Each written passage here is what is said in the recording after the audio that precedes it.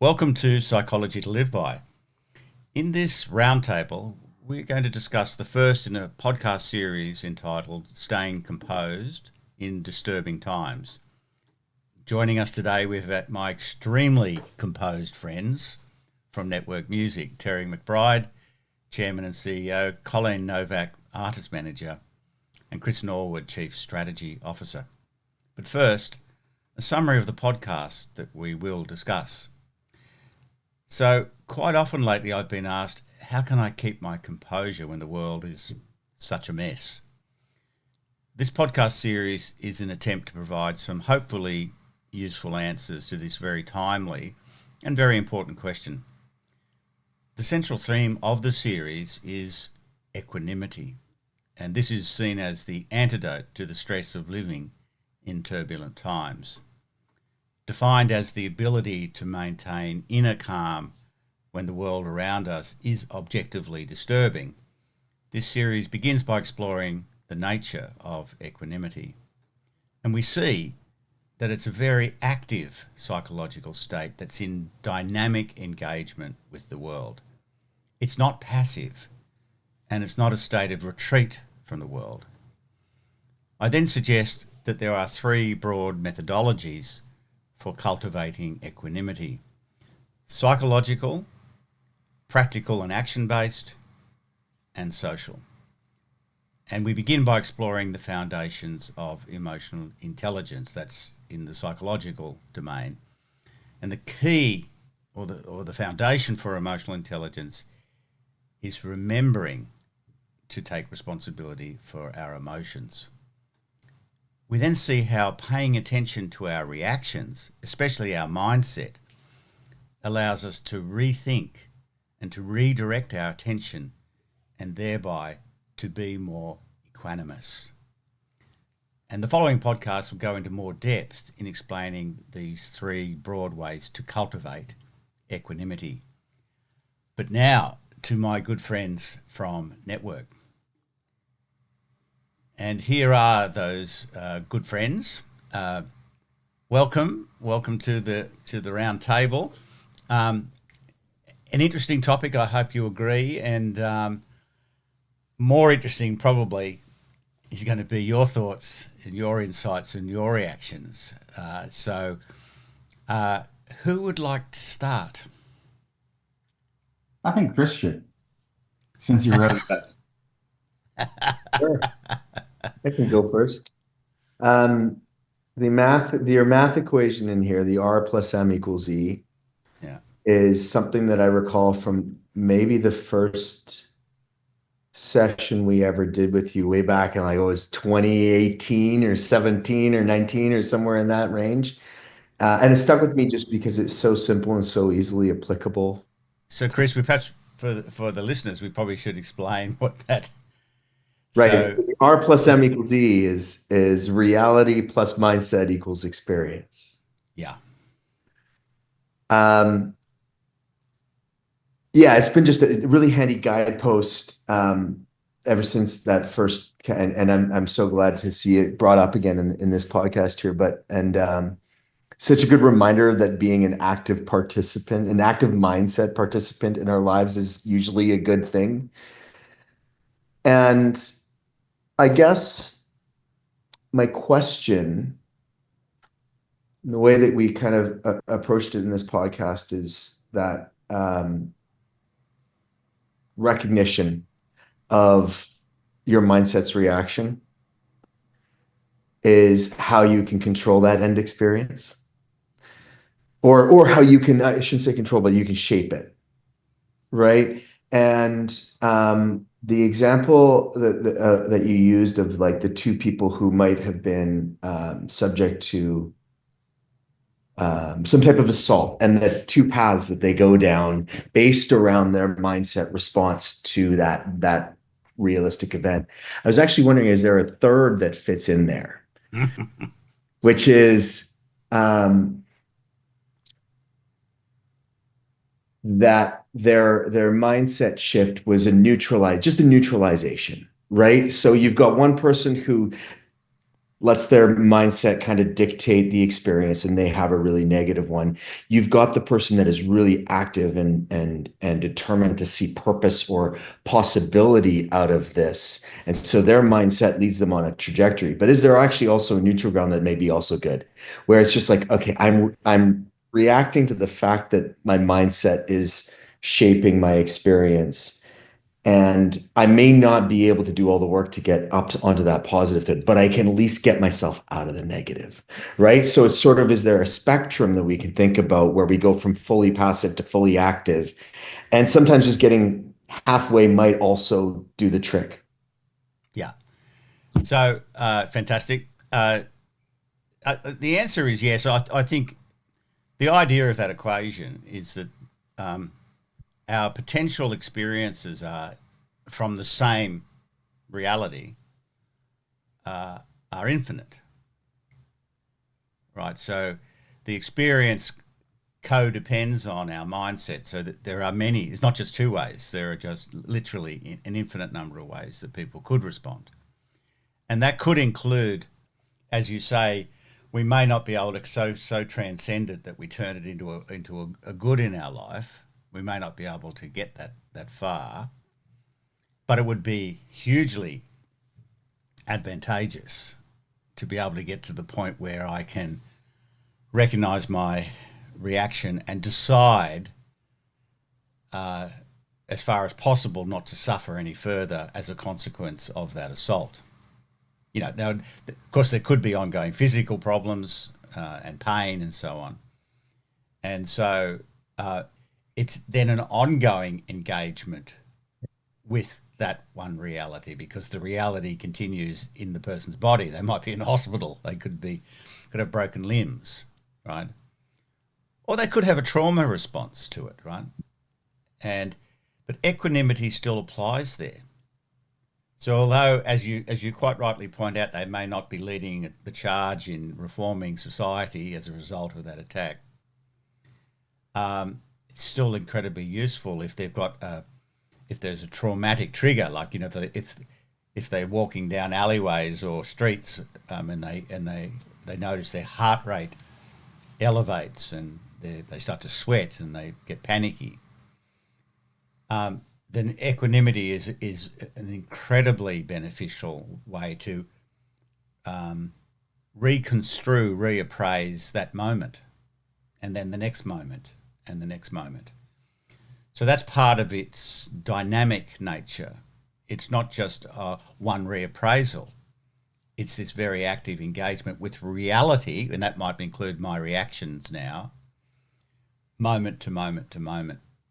And when we do that, typically, negative emotion reduces and gives us the possibility to regain our sort of frontal lobes so we can think more clearly and then maybe redirect attention to something more helpful.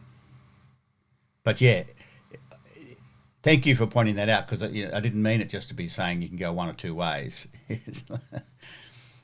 And I suppose equally you could say that there are many non-constructive ways that it could go. Yeah, it sort of entered into my brain, like, what is, it's also probably not just like a spectrum in one horizontal plane, as you say, No. a lot of different angles that you could take at this, but there is maybe a reasonable threshold where we can get onto the positive side versus the negative side. That might be more, or I don't want to say more easily achievable, but is something that, like, maybe doesn't seem so daunting to somebody in the depths of it, right? Okay, we just got to take it like a little bit to reframe that mindset. Yeah, it's interesting. In the therapeutic world, often people come in with, big problems, and quite a high level of anxiety or suffering. And a part of the approach there, obviously in one sense you could conceive of therapeutic goal is to help people develop equanimity, Mm-hmm. right? And almost regardless of what the diagnosis is, but it's never a good idea to try to take them from 1 to 100. It's usually better to take them from 1 to 10. What would it be like to be 10% more calm, 10% happier, 10% more objective, 10% more able to respond, whatever that represents to them. And once a person gets that, then you can add another 10% and another 10%. So again, this is another way, like that surfing metaphor I used in the podcast, that you don't just become a surfer. You paddle out and you get smashed again and again and again, and you try to stand up and you fall over and you fall over and you fall over, and then one day you stand up. And like I remember when my son was learning how to surf, like he could just never get out past all the whitewater when he was a kid. And I remember us cheering on the beach when he finally got out past the breakers. That was a huge thing. And I think this is the same. Equanimity is not like a set and forget. It's a skill that we can cultivate, and the better we get at it. And we'll talk probably later, especially after the subsequent podcasts, about the various avenues to developing equanimity. Yeah. But great question, Chris. Thank you. Who would like to jump in, eagerly over the top of the other person now, but with composure? I can do it. Fantastic. It's a super great point, Chris, because I think we need a lot more of that meat in the middle now. I feel like it's lots of extremes, and I think what really resonated was just that some days are better than others. Some days you just don't have the equanimity, but some days you're able to manage it a little bit better. So It's just the observing of that, the fact that that this thing's not fixed in stone, and it's got something to do with me rather than something to do with what's out there. So again, in terms of that equation, it brings us back to, for whatever reason, on some days our mindset is such that the objectively shitful stuff that's out there doesn't have the same impact on us. In fact, it might even be the next day something more minor happens and it upsets us more, right? Or more precisely, we react with more upset. And I definitely recognize that in myself anyway. And you really do have to turn everything off, or turn the triggers off, and just have some separation. Separation's important. Yeah, even that as a strategy, it's so helpful. Like, and the first step, of course, is like to take one's own upset as very useful data. Those data are telling you something, and what often happens is not that.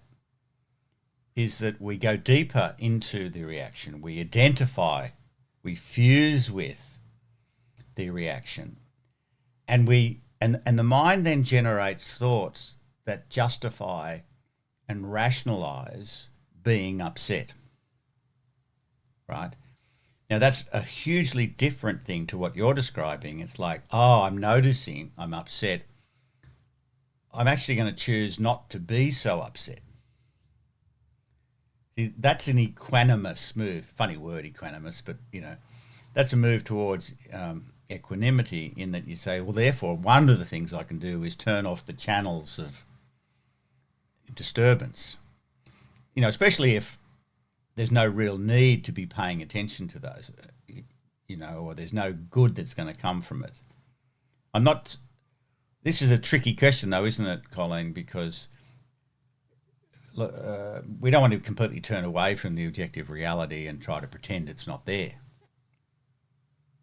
Right. And you can come across as, a little cold if you just kind of down, but yeah, that's right. Because and implied in that, in certain circles, you'll have some friends or acquaintances who'll kind of be taking the position that to not be upset is sort of immoral, right? Which is a really interesting position, isn't it? It's because it's a kind of virtue signaling, Yeah. right? That I'm better than you because I'm more upset. There's something morally deficient about you because you ought to be more upset.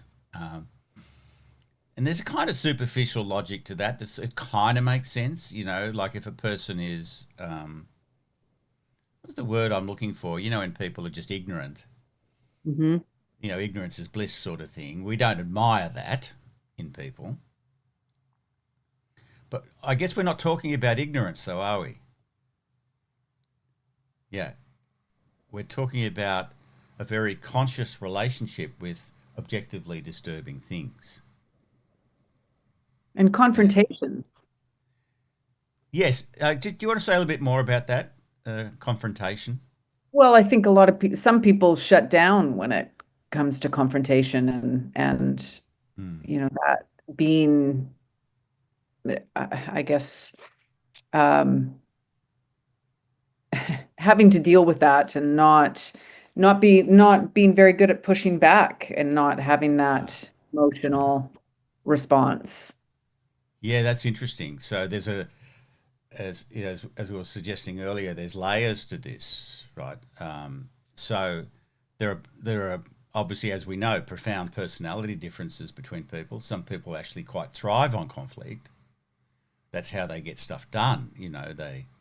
Let's say let's duke it out, and push the boundaries. But other people find that very uncomfortable, very confronting, and often just by dint of their personality. And so they find the current times where there is very voluble, very strong, very emotive conversations and messaging. They find, and I'm one of those people, by the way, but by nature, I find that just unpleasant. I find it, I want to, but I wouldn't say that means a person is disengaged from the issues of the world. Right. So Yeah. there's a personality overlay here. Some people Definitely. will want to go out and get on their horse and with their sword and their shield and go into war, into battle, and others it's like no, that's not the way for me. But I think the thing for both types, the answer is still this inner state of equanimity. Right, and there's effective action that can be taken in the world by both types, if we're making a crude distinction. And maybe me doing this podcast series is in a funny kind of way the quieter way of applying equanimity, not going out and bashing heads together, but maybe it'll change a few minds or it'll ease some suffering, right? Yeah. And like you said to Chris, I mean, just 10%, that would be helpful. Just 10. Yeah. And the idea is, of course, it's the law of marginal gains, that you even do 1% and the next day you do another percent. And over a not very long time, you can make enormous progress because of compound interest. So that's the other thing. It's about practice. Again, like the surfing metaphor, you practice, and you get quicker and quicker and better at pretty much any skill, including equanimity. Yeah, but it's a tough time, and not living in North America, in the North Americas. Not that I'm suggesting that that Canada should be a part of the USA. No 51. There hasn't been any suggestion yet, as far as I know, that Australia be incorporated. They don't want to. Oh yeah, that's fair enough. Too cantankerous, too much trouble. Not as Not polite as the minerals. Canadians. It's right. I don't know. Sorry, we're getting sidetracked. So, speaking of sidetracked, Terry, what's in that febrile mind of yours? So a couple of nuggets for you to gnaw on. Yeah. First off, the situation on how someone would deal with a sort of, trauma, such as the, metaphor of someone being, assaulted. Mm. There was a great series on Netflix called Suits, where that storyline weaved its way through, Hmm. and how they kept coming back because people had to, at some point, deal with it. And each character at the end had to deal with it their own way or they couldn't get rid of it. But they did it with the help of the other character. But Yeah. all three in the end did it differently, which was, Yeah. Yeah. to me was just a really good storyline. The thought of surfers makes me think of professional athletes and how they get to that equanimity too, or it's a way of saying that you're like in the zone, you're just flowing, nothing's really affecting you. And the last one is this guilty for being happy part of, sometimes I'll be in a situation where I'm getting told all of the dramas of the day, and I nod and I nod and I nod.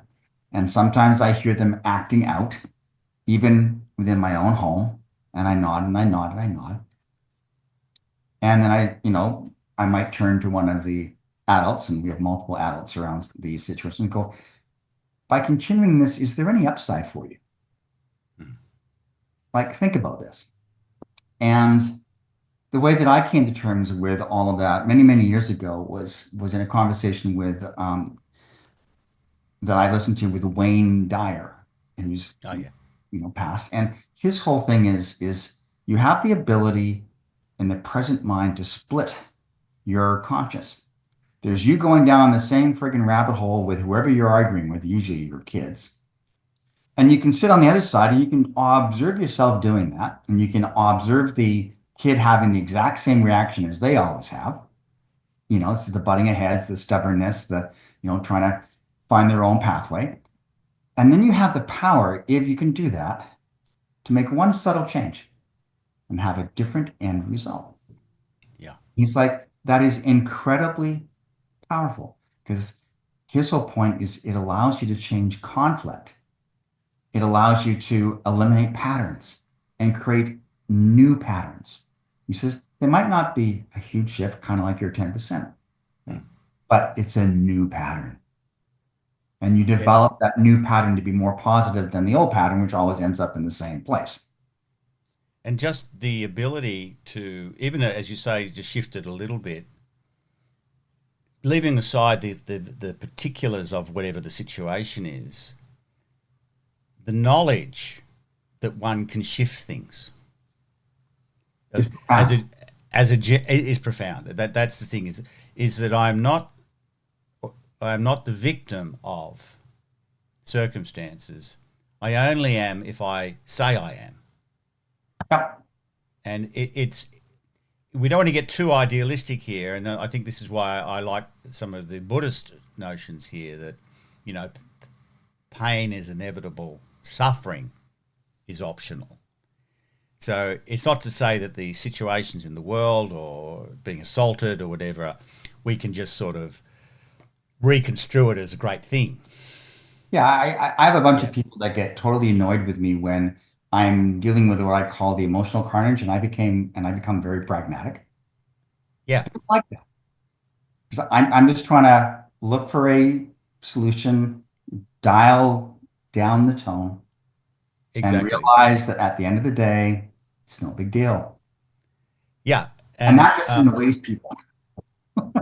I know because, well, there's a lot of reasons for that. But, as you all would know, that I think that generally speaking, people get righteous.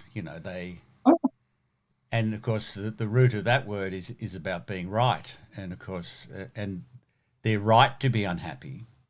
And then you come along and you're contradicting them, saying, and they might feel like they haven't been heard, that you don't understand how difficult it is. And sometimes that's a balance to keep in conversation, certainly in therapy, that if you don't communicate enough, an empathic understanding of their experience, they don't move along until they feel like you have. But when I'm listening to the same story in the same 15-minute thing for the third time, pragmatic, I get pragmatic part of me Fair gets, enough. what But is you your know, upside here? yeah, I was just going to say, the therapy room is very interesting in that regard. Sometimes it might take months of the same thing I going can't on. go more than 15 minutes. No, but I hear you. So that's kind of like your third point, the one that from Dwyer. Yeah. What was the first one? I think it was the reference to the storyline with Inside Suits and Oh how yes, the each trauma, of and the each people characters do it dealt with differently. that trauma of being assaulted Yeah, and how it affected and it was a really interesting point with inside these sort of series because then you could go back and see how they reacted to different situations and now you had this pinpoint on why they reacted that way. yeah, But yeah. they waited 25 episodes to bring that forward. Whether they had thought about it before or just decided, hey, let's just deal with it, I have no idea. But in But it's that character realistic. development, it was really interesting. It's realistic though, because and again, Plus, the there are two aspects to this. Obviously, people do equanimity differently, mhm, and a part of that is that there are different paths to equanimity. So there's a kind of personality differences, but there's also different avenues, and that's why I made this into a series. And one chunk is psychological, and that's redoing our thinking, right? And another broad these of course these paths overlap. yeah, And another broad path is action based or practical, and it could be just going for a run, or it could be it's not actually dealing with your psychology directly, or it could be playing with your kids and having a good laugh, right?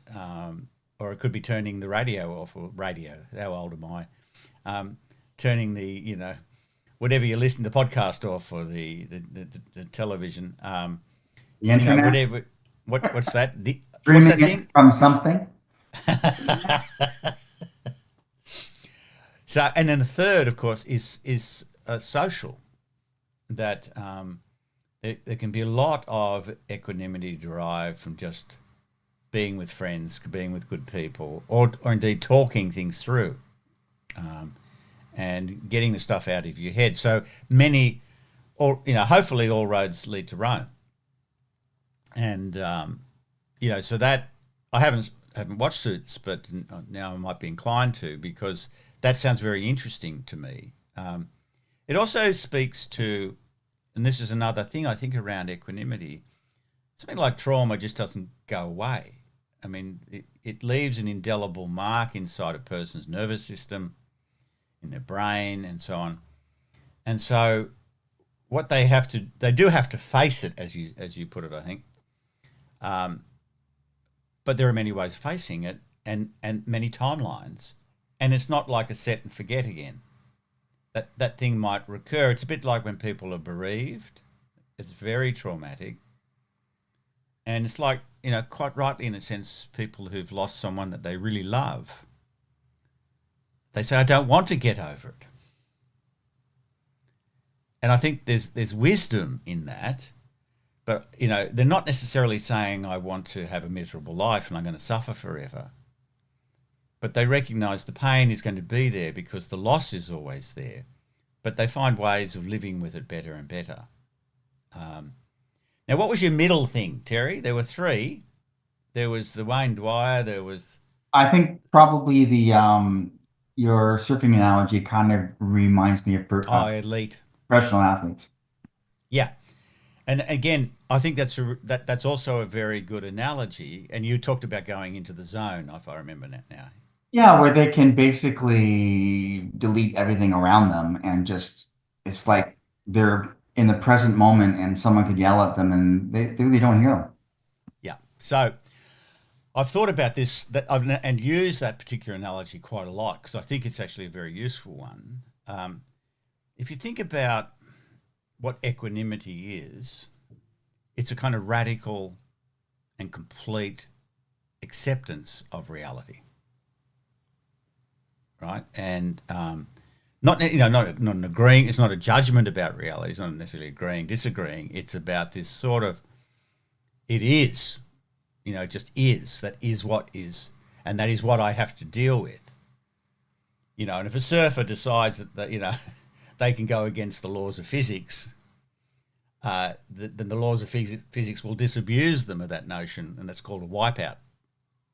And athletes or mountain climbers or, who people are doing, quite to train and so on, a lot of that training is quietening down all the noise in the mind and responding completely to the demands of the exact moment. Right, so they're incredibly present. They're in the moment. They often report the time slow. So I think this equanimity has this other kind of application in that sense. It is derived from this passionate devotion to something that's really important to you. Right. So whatever comes up, you find a way of accepting it and working with it, rather than against it, and that's where flow states enter the equation, right? Because we're accepting and working with whatever is there. So they're very reality-based experiences, flow experiences. Reality-based in the sense of flowing with, working with. So this is the beginning of a 3-part series, and I've started on the psychological. I'll do a bit more in the second, and move to the other 2 topics. But I do think it's a very, very timely topic. People have been asking me for ages to talk about how do we cope with this, and to be honest, I felt a heavier responsibility with that because I struggle with it, and I know how important it is to people. So, but I think we're sort of on the right path here, talking about making small gains, but having various methodologies to practice to navigate these times. And there's one other thing I'd like to say, though. I don't know whether this will come into the podcasts, but there can be a tendency to think that our times are kind of in some ways worse than times throughout history. And I think that's a kind of illusion or a delusion. I think there's also this sense that, certainly the ancient spiritual traditions have all talked about suffering, psychological suffering, physical suffering, all the philosophic traditions likewise. So I think we tend to think that, our time is different and special. Of course, it's always new and novel and different, but in other ways, it's exactly the same. And kind of can be useful to bear that in mind too, that there's another issue. There's always is another issue here, and the issue here is universal. It's got to do with human nature and our existence, and that there'll always be a need for human beings to cultivate equanimity, because life is like that. On that extremely profound note, let me thank you again. 3 of my favourite people in the universe. I missed Karen today. Hopefully she'll be back next time. And but you guys did pretty well to. I think she's on holiday. She's having a great time. Yeah, good luck to her, eh? And we'll catch up again. I've got to write these other 2 in the series, and so we'll catch up again in the following weeks. Sounds great. Go well, my friends. Go with equanimity, and we'll talk again soon. Bye. Bye. You've been listening to the Psychology to Live By podcast. If you like the podcast and want to know more, my website is www.drchris.life. There you'll find links to my various social media posts, a newsletter, and lots more. And share the podcast with people you like so they can like it too.